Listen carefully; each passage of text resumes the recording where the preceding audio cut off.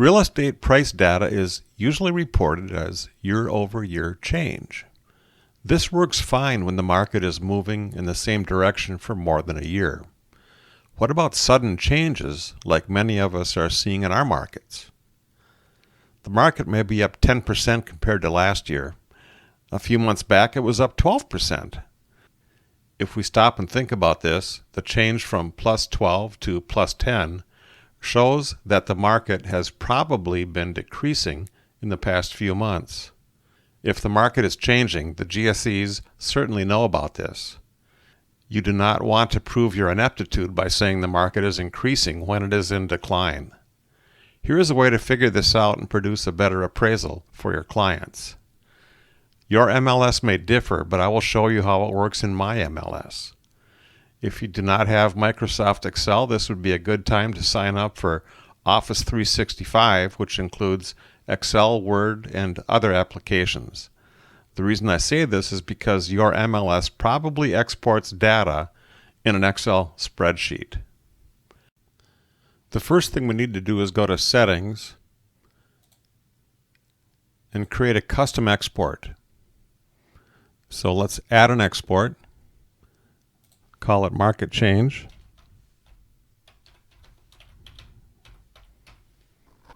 And then add the fields that we want to look at. Let's take closed date and closed sale price. Save. Now that export is saved. Let's go back to single family. And we're working in a market area that we're going to define by a zip code, by a school district. So I'm going to use 196. This is for Rosemount, Apple Valley, and Eagan. The house is 1,200 square feet above grade. So let's bracket that by 1,000 to 1,400 square feet. And close date, let's look at just the past 90 days. And then we'll go with single family. So we've got 125 observations to look at in the results. Select all and then export. Now we can go to our new market change export. An Excel spreadsheet is being produced.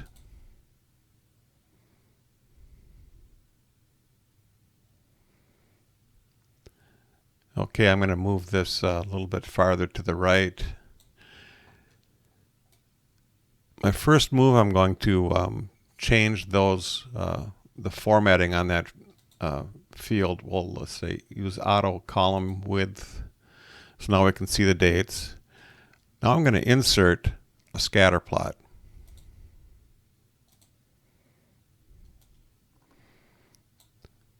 Make it large enough to see. And then if I right click, I can add a trend line, display equation on the chart. So here's the equation.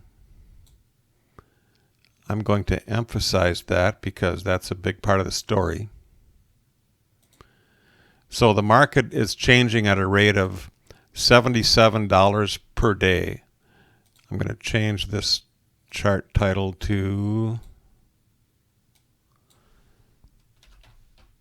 Market Change. And then you can format this to make it a little bit more appealing for displaying your report. I'm going to use this, but it clearly shows that the market has declined $77 per day since over the last 90 days. I'm going to use this minus 77 in Solomon Market Time to actually make adjustments to comps. Well, here we are at Solomon Market Time.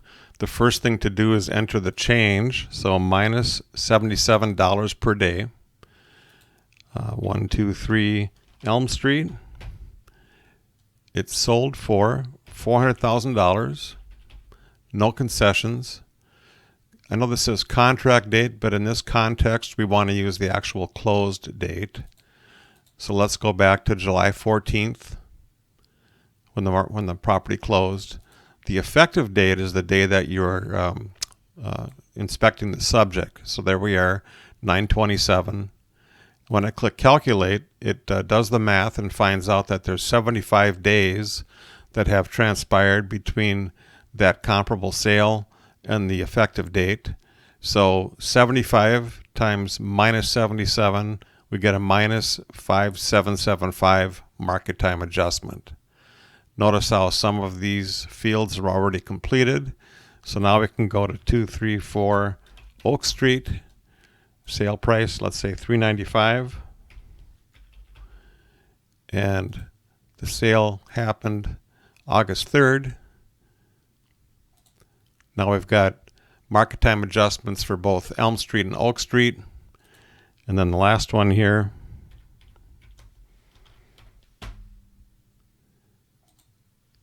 $410, concessions of 10.